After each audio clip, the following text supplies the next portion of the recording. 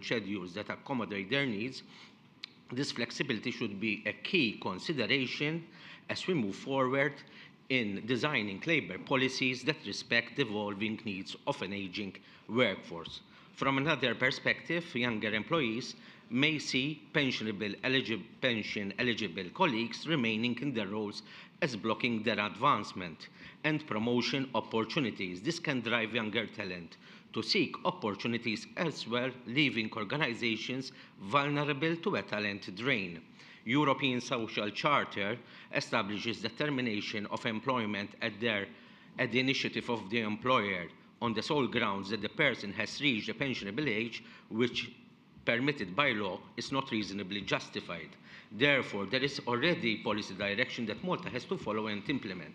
However, I believe that this should be subject to physical and mental health capabilities of the employee to ensure the safety and well-being of the workforce. Looking in the future, we also need to consider the impact of the AI revolution. The technological shift will redefine the labor market in ways we may not yet fully comprehend. In conclusion, we are serious about retaining employees beyond the pensionable age. We must consider implementing tax incentives and other financial benefits to make continued employment attractive for both the employer and the employee.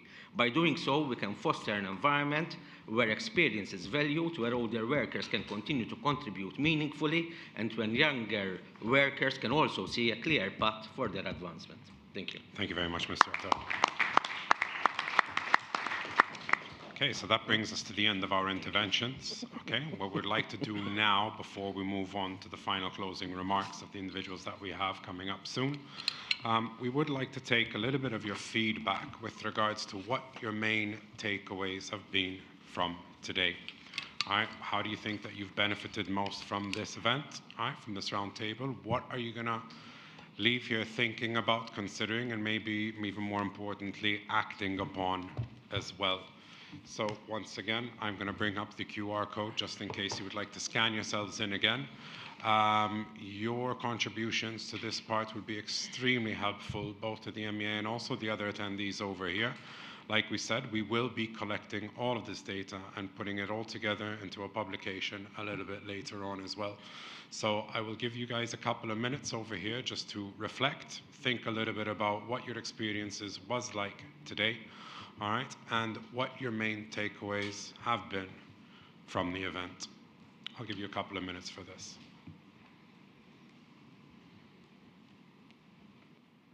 Excuse me, could you put the QR at the upper end, because from this end we're not managing to... The phones are trying to take snapshots. They're not taking it from there. Okay, so let me tell you what I am going to do instead. If you don't mind, please bear with me, and I will go a little bit to the beginning of the presentation. If it allows me, it doesn't allow you to go that fast though. And then I will take you back to there as well. I'm sorry I had to change the slide, but that I think will be a little bit easier for you. And it's going to bring me back. Whoops, sorry about that. I'll give you a couple of minutes, and then shortly I will move back to that slide, so just bear with me for now, please, while we get everybody logged in.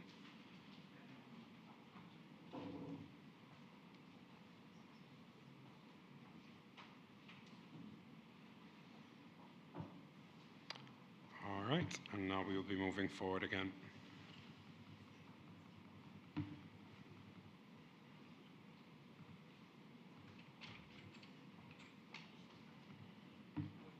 Apologies for this, but the network is a little bit slow, but we'll get there soon.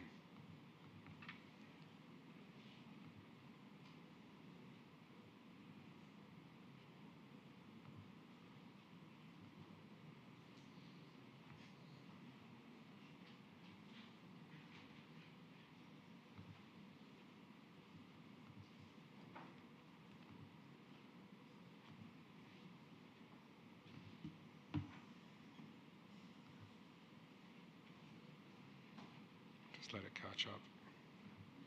Thank you, Joe.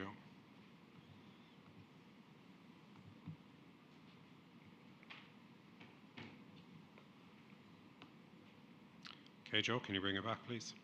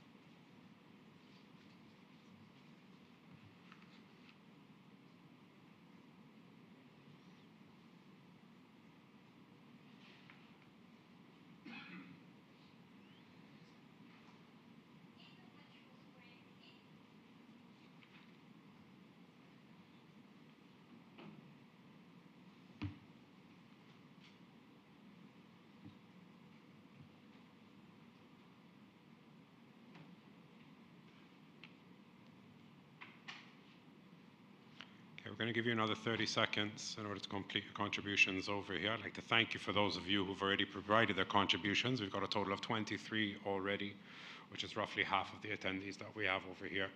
I'm seeing quite a few interesting ones. Okay, an interesting overview of local context, highlighting the shortcomings and what else needs to be done, ensuring the workplace is organized to create pathways for aging workforce and younger workers. Like I said, all of these contributions will be compiled, looked at as well, and reproduced within the publication that will be released a little bit further on.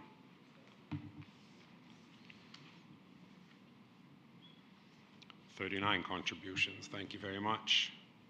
Okay, so the last 15 seconds, I'll let a few come in. Still seeing a few people tapping away. Up to 40. 41. Just wait another 10 seconds.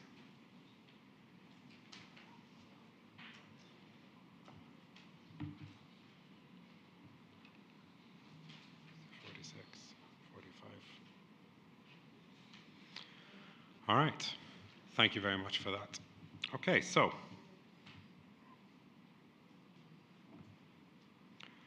all right, now, for this part, we will now open the floor for interventions. Okay, if you have a question or a comment, please raise your hand and a roaming microphone will be brought to you. Once the mic reaches you, what I would like you to do is please introduce yourself and let us know who you are addressing your question to, and please ask your question. We would like to keep this interactive and focused, so please be clear and concise. If for any reason, okay, we are unable to address all the questions during this session, please rest assured that the Malta Employers Association will follow up on any unanswered questions in a future communication to ensure that no important point is missed. So please feel free to ask questions, and if we do not have time, you can add it as a comment or else in the Q&A section of Mentimeter that you can find on your devices right now. All right, this is an opportunity for you to engage directly with our speakers and contribute to the discussion, so please don't hesitate to participate. And we're also talking to the audience at the back as well, that if you've got any questions, please feel free to raise your hand and a roving mic will be brought to you. For those of you that are over here at the round table, no need for the roving mic to come to you, but just please press the speak button and then we'll do. But we will start with an audience member at the back. So once again, a reminder, please state who you are you addressing the question to, and what your question is. Charlotte Camilleri, Malta Employers Association. I am in direct contact with MEA members on a daily basis. It's my job. I receive queries and I obviously have to answer to those queries. One of the problems that I come across time and time again with regards to the elderly is that there is lack of clarity with regards to legislation.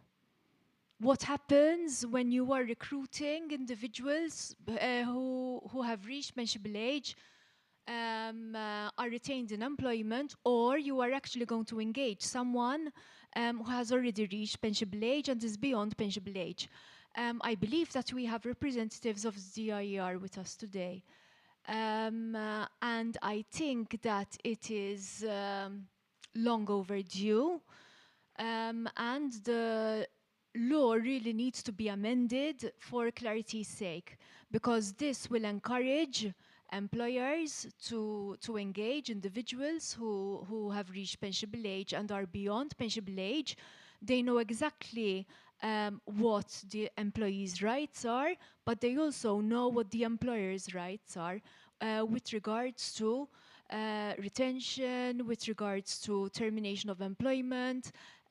Is there the obligation to retain individuals until they are ready to resign? Can employment be terminated at any point? I had a tribunal case last year, which we won. But we ended up in tribunal because there was an individual, he was in his 70s, a gentleman in his 70s, and because his employment was terminated, he was claiming unfair dismissal, and he was claiming quite a large amount of money in compensation. That is something which, unfortunately, will discourage employers from retaining individuals once they reach pensionable age, because the law says that upon reaching pensionable age, employers can terminate employment. But what happens after that? That is not regulated. Yes, we do have this tribunal judgment, but it is not enshrined in law, and it should be. It should be enshrined in law so that there won't be problems when retaining these employees or engaging them. Okay, thank you very much. Now, Hello. Hello, Mr. Philip Kirkhope. from Grandparents Malta. I had mentioned some considerations and issues which I thought they would be addressed during their speeches, such as the banks. They did not comment on our proposals setting up canopies, dedicated banking hours for elderly purpose, priority lanes, etc. The insurance. Why should elderly people pay double the amount of insurances? Just because they are old? Because they have a disease or a condition? Young people have conditions. Young people have cancer out. I'm sorry to say. I mean, what's this? That elderly people should pay double the amount of premium to travel. Traveling is a mode of combating solitude and encouraging them to stress relief traveling. The Department of Disability to promote stress relief, more parking signs to be issued and be available to applicants who are applying for certain disabilities. Mr. Kirkhope, whilst I appreciate your contributions over here, I would like to stick a little bit to the topic today about adapting our labor market. This is the labor market. I mean, if we want pensioners to continue with their promotion of skills and talents, we have to make it attractive.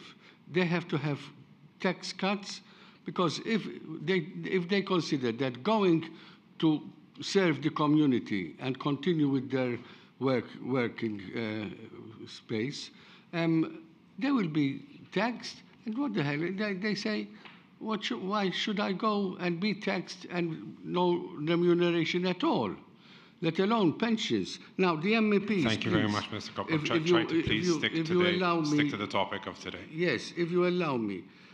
This is all for pensioners we're talking about. Allowing also as a contribution and appreciation of the workforce of grandparents who worked incessantly in the workforce before their pensionable age, to visit their grandchildren overseas. Perhaps we can introduce an allowance for those people. Educational sessions to people in workforce. This is important. They are still employees of service providers. When I had my heart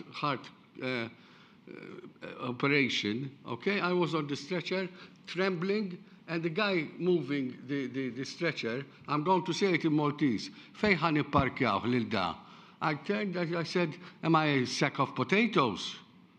I mean, this is the workforce. We're talking about the workforce. We need to educate these employees of service providers, government, private practices, that they consider the elderly persons with dignity and integrity. Thank you very much, Mr. Kirkhope. Okay. Ivan Question from the Refalo back. from Cypher Systems. I also sit on the Council of MEA. It's more just a comment, really. First of all, well done for this conference, because it brings together many aspects of this retirement.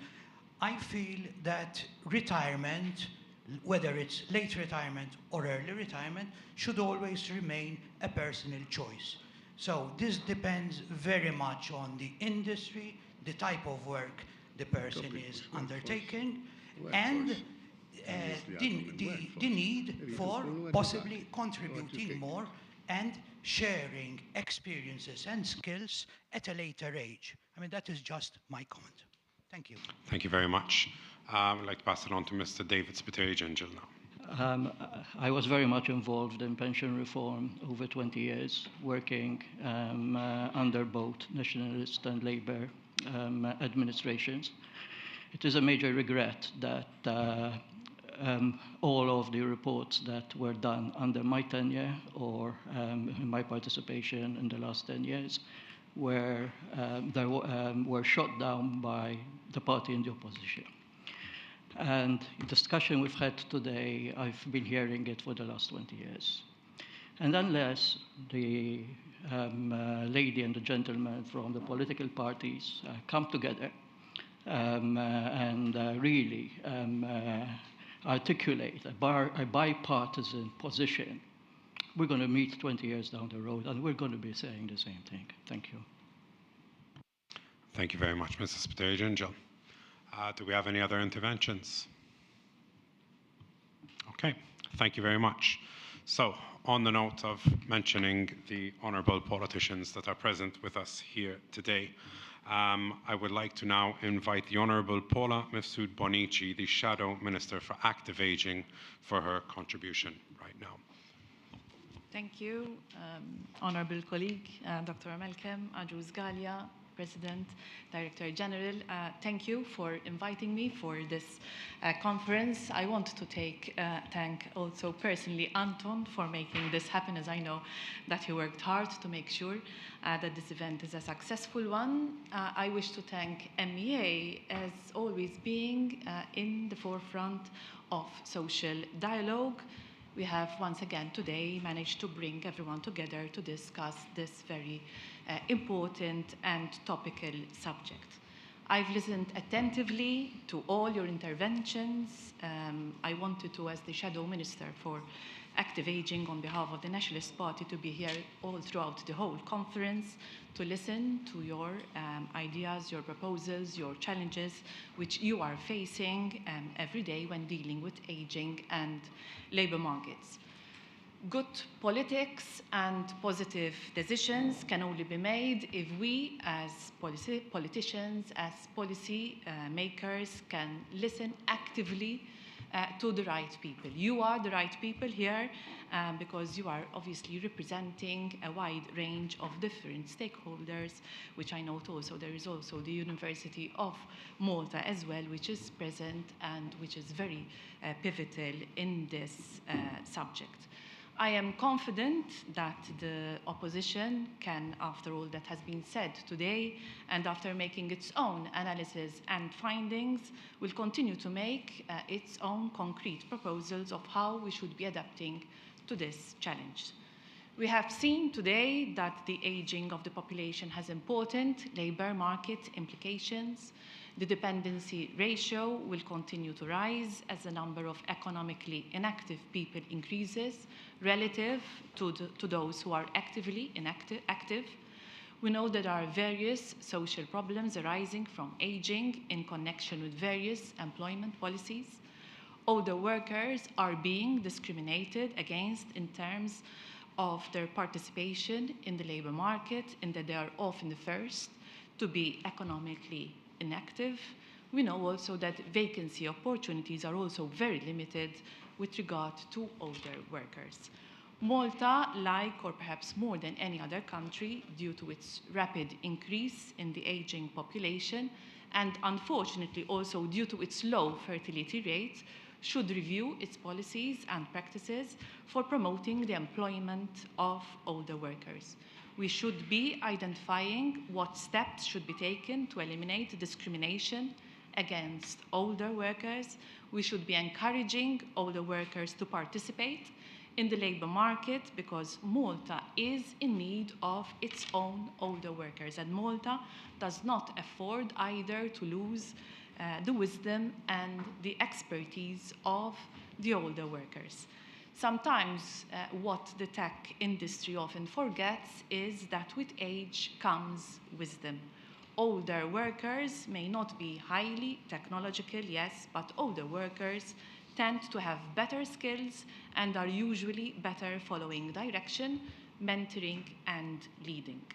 One evident discrimination against older workers today is the ban against active participation in the labour market, even on a flexi-time basis, on those who opt for early retirement at the age of 61 or over if having accumulated 40 years of paid annual social security contribution.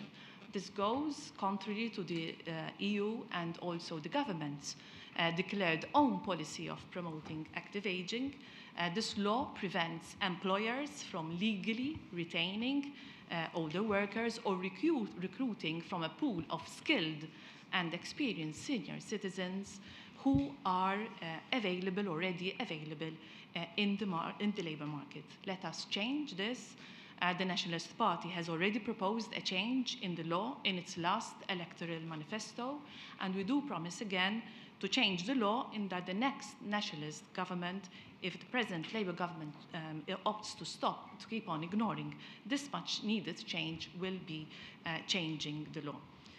The right to continue working after 65 years of age. We must also admit that there is a segment of people who continue to work not by choice, but because the state pension is insufficient to sustain a decent lifestyle. Let us make it easier for these people to continue working beyond the age of 65. It may obviously not be applicable to all types of work, like Mr. In fact, Vella said.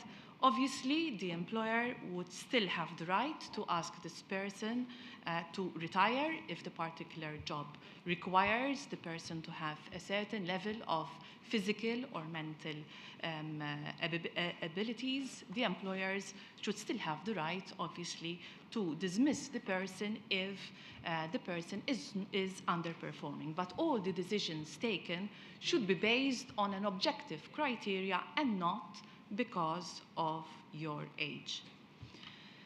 One possible measure which Nationalist Party is in favour of is the complete removal of tax on pensions if a person works beyond the age of 65. Many people stop working at that age because they stand to be taxed 25 to 35% of their pension if they stay in employment. Possibly this could be unfair, and we feel that such a measure will be a good incentive for productive employees to extend their working lives if they really want. The Nationalist Party commitment when in government, possibly hoping in a few years' time, a nationalist government would be helping employers financially to invest in development, should be rewarding employers who invest in healthier workplaces. We know that health, mental health, and well-being become more critical than ever. The Nationalist Party is ready to support businesses to redesign jobs, not just for the sake of retention, but also for the social engagement, which can, after all, improve longevity. We will help employers embrace more flexible working for older workers who should be given the opportunity to juggle between actively participating in the labour market and, on the one hand, and caring for their own elderly parents and grandchildren on the other hand.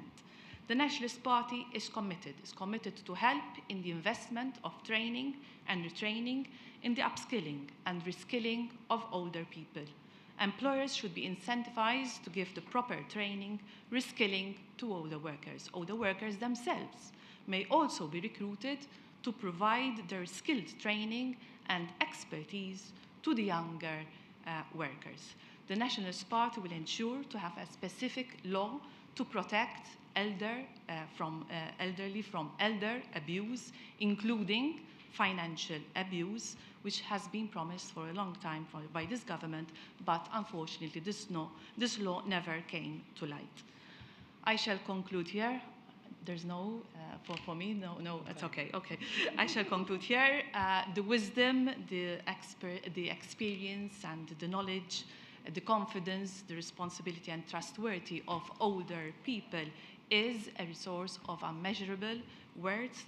Let us strive together to recognize and treasure the contributions of older people, since these are essential to the long-term flourishing of our beloved country. Thank you. Thank you very much. Thank you, Honourable Mr. Bonnici. Now moving on to the closing message by the Parliamentary Secretary for Active Ageing, the Honourable Malcolm Paul Agius Gallia. Thank you, fellow colleague, MEA, fellow speakers, and congratulate you, Chairman, for your excellent time management. I'm speaking about 3 points which have come up during this discussion. First of all, there's healthcare, there's time, and skills. And I'm going to transpose these 3 points into work arrangements which we can use in order to help our elderly people remain in employment or re-enter the employment. First of all, I was a bit worried, so to say, that us here, having the employers, putting healthcare as one of the most important things which comes to mind when we speak about an aging population. And it's true. It is true. But how are we looking at it? Are we looking at it as people whom we need to provide healthcare to our fellow aging population? Or are we afraid to employ them because of healthcare issues? Are we afraid of having more sickness benefits? Are we afraid that we're going to have lighter duties? So this workforce is going to be a burden on us more than anything. And that's the importance of providing adequate healthcare, particularly on 2 levels, government level and employer level. And at government level, we know that it's very important to provide adequate healthcare to all the population, keep on providing adequate healthcare. As Professor Morfin Formosa said, we've got a very good result compared to all other countries. We've got healthy, living people. But besides that, we also need to improve as well on other healthcare services, for example, screening. And that's where I think that the employers might come in as well, especially keeping healthcare in mind. From all inputs, I refer to my colleague here, Patrick Barbara, and he's speaking about the biopsychosocial approach. In particular, there's the psychosocial approach. And we need to take care of the mental health of our workers, but particularly as well about the biological aspect, the physical health of the aging population and our older workers. And I think it would be nice that there is good collaboration between the employers and the government, for example, with taking the opportunity so that these elderly workers are screened. Let's be frank. Sometimes I have to say this. The work doctors or the work GPs or the work providers that we provide, the healthcare that we provide, sometimes it's a joke. Do we really care about the health of our employees? If we really care about the health of our employees, we give a health insurance, and especially if there's an elder person, we must provide the health insurance to the employee and his spouse or her spouse. Because the thing is that they are both in need of much more healthcare requirements at this point. And I think that is really important. And I refer as well to some other speeches. For example, I refer to Ms. Josette Cutaia, who spoke about the importance of having the healthy worker in relation to their problems. For example, the increased risk of fractures. We can do bone mineral densities, which is screening bone density, to our older employees. It's true that we need to be careful about what they need to do, but are really taking care of their health so that we can at least encourage them to do these sort of screenings and participate in screening. So, and that pushes me into thinking about flexible work arrangements. Flexible work arrangements is not gradually reducing the amount that elder people are working, but also the type of work that they're doing, centered around their health. The second point is time. It's our #1 enemy. If you're young, it's an enemy in its limitation. If you're old, it's an enemy, it's an abundance, because you want to kill it. So that's why we have to give importance to flexible work arrangements. People need time to enjoy. They've worked a lot.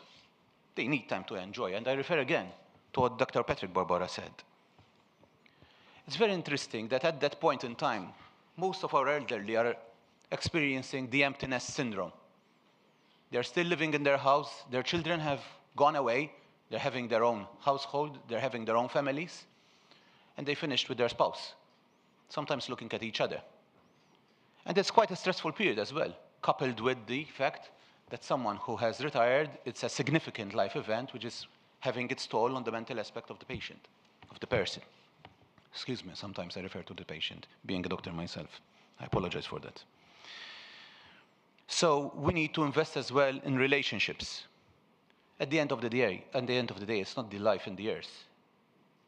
It's not the years in the life, it's the life in the years.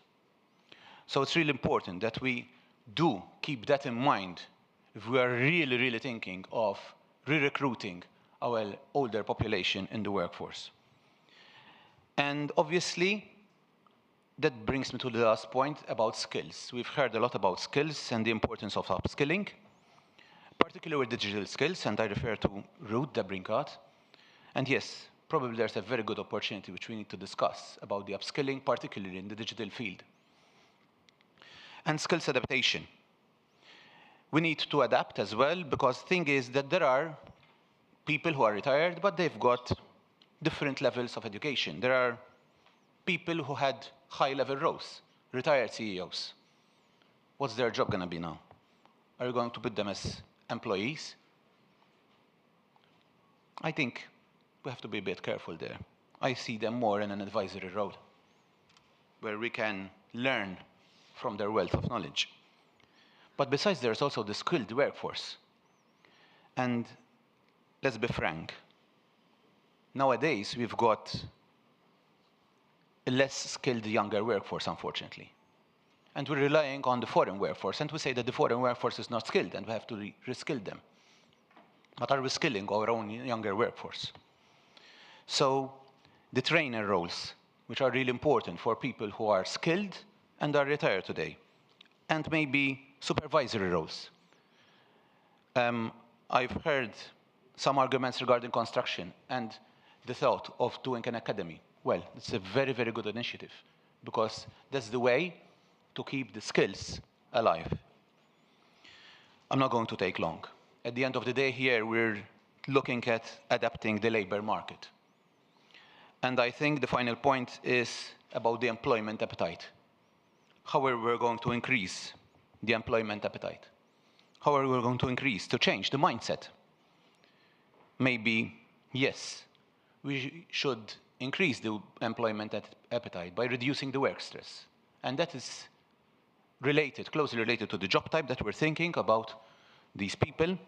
Remuneration, which is really, really important. I know there are various challenges which we need to tackle about the taxation, but that doesn't neutralize the fact that remuneration is not another important aspect. And the health benefits of it. Not simply a psychological aspect of the health benefits that we're going to have, but as I said as well, the opportunity that we might take from re-employing these people to take care of their own biological health. And finally, to close, I am launching an interministerial committee. The interministerial committee, we've heard about it about 2 years ago regarding the implementation of the National Active Aging Strategy. And it's really, really important, particularly to decrease the bureaucracy which exists between various ministries and obviously their own departments. But besides, as I've seen here, we've got a lot to learn, one from each other. So we need to do a holistic legislation and obviously lessen the bureaucracy, which most of you probably agree with. So I feel that this interministerial committee is another step forward for us to provide and adapt, yes, a good labor market for our aging population. Thank you. Thank you very much. Thank you, Honourable Ajuz Galia. And now I would like to move on to the conclusive remarks by consultant to the MEA, Mr. Joseph Farrugia. Thank you. It has indeed been a pleasure for me to be present for this conference where we have heard the opinions and recommendations of so many different stakeholders that reflect the multidimensional aspect of the issue, and that in general I believe that there is quite a convergence of ideas by the different institutions and stakeholders represented here. So it is definitely an issue which needs to be addressed through appropriate policies.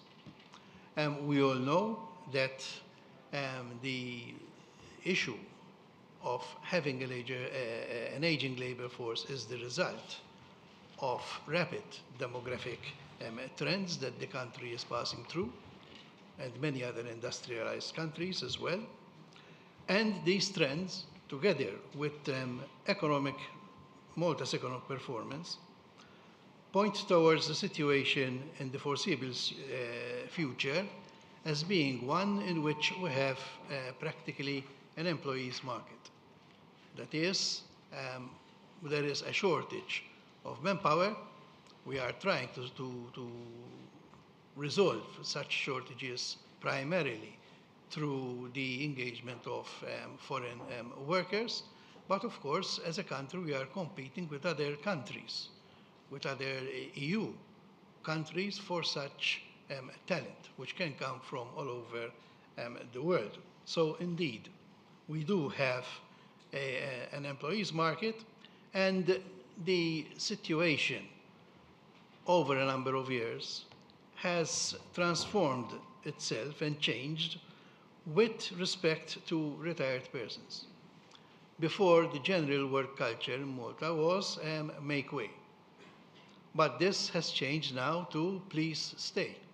So rather than almost being glad that someone has reached retirement age, to have someone replace him or not, but today we are, many employers are trying to find ways and means of having their employees remain in the labor force even beyond retirement for a period of time. So the tendency is to retain older workers. There is a need for a cultural change here, and this could be part of the solution to the situation. Therefore, we need, for example, to promote work as being part of well-being. I believe Arthur Muscat made a reference to this in the sense that work is part of our identity.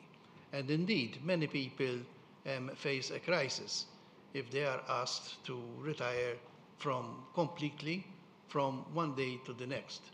Some may even be looking forward to retirement, but then once they find themselves with a lot of time on their hands and not being appreciated as they used to be when they were working, may have an impact on their psychological well-being. Therefore, work definitely is part of a person's well-being. And we had an excellent example during this conference with the intervention of Father Edward.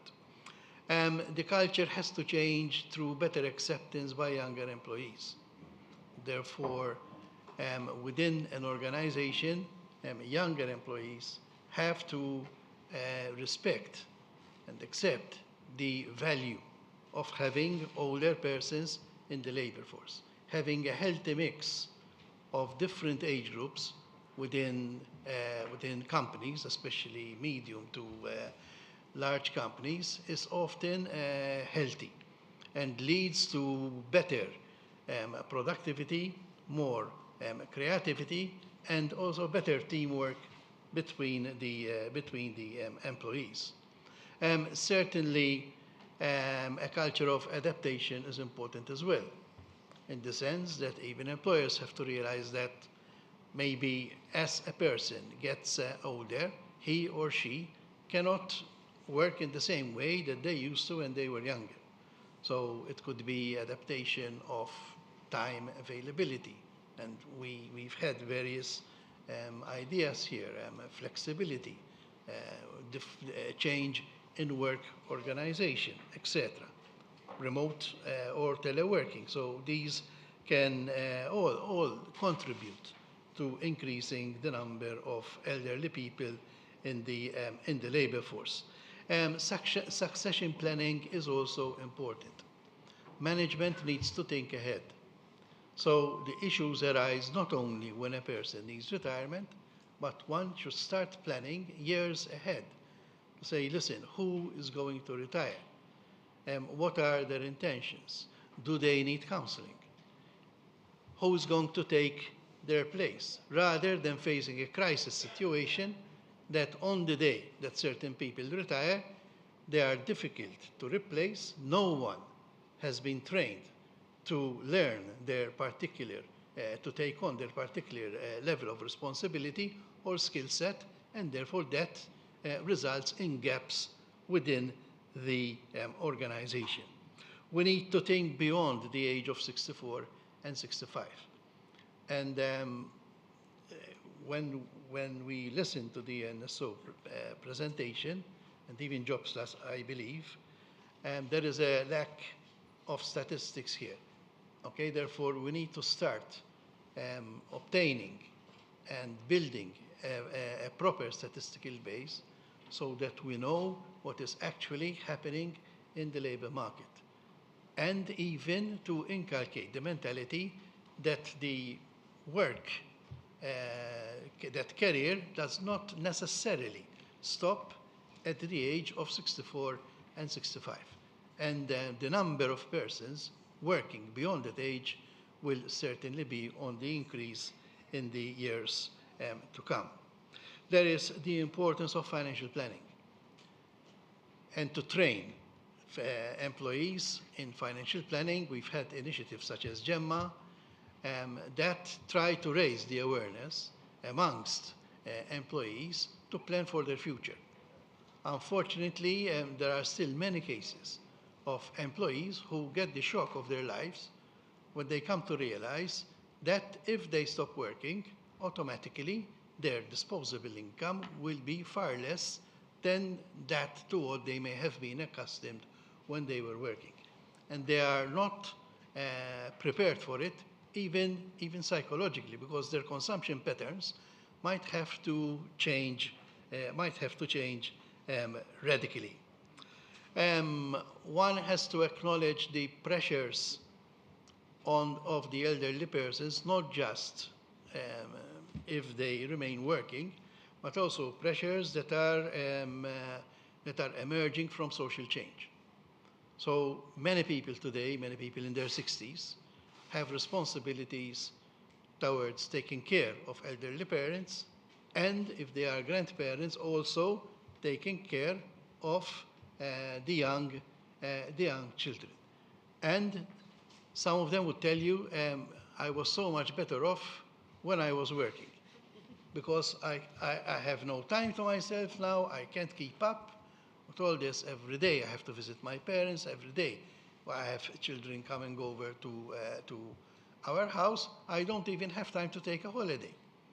So they were actually better off when they used to work. But as a society, then we need to also look into what is going to happen if more and more elderly people actually are retained in the labor force. What's going to happen to those who are over 80 years of age? Who is going to look after the grandchildren at certain times of the day, and so on? So this issue has wide-ranging implications. Career guidance, yes, might be very important, and it was mentioned, not just, we tend to associate career guidance with teenagers. But in certain cases, career guidance is also important for elderly workers as well, especially if they have physically, for example, if they have physically demanding jobs, and which they might not be in a position to do the older they get. Therefore, they might have to switch to less demanding jobs, either within the same company which they were employed, if such posts are available, or else to be able to transition to work even in other countries, which could mean a change in employment at a very senior age. There is definitely the financial and fiscal dimension. And I believe that fiscal incentives should incentivize people to work longer and not to retire earlier. Employers frown in general on early retirement schemes because nationally that implies a loss of talent. Why should people stop working at 55? We should try to channel funds into better incentives for having people remain in the labor force and not to withdraw from it. The motivation for working. It's all good to say, well, we want people to stay in the labor force till a later age and not stop working at 64. But why? What is the motivation? What we would like to see is not to have people remaining in the labor force because of the inadequacy of pensions, and therefore they are not really motivated to work, but they feel that they have to. They have to keep up with their financial obligations. But rather, it should be a matter of choice and having persons who are truly motivated and remain in the labor force because they really want to remain, to continue producing for the organization and for the country. And sadly, employers do come across cases whereby persons, employees, they want to stop working, but they cannot afford to.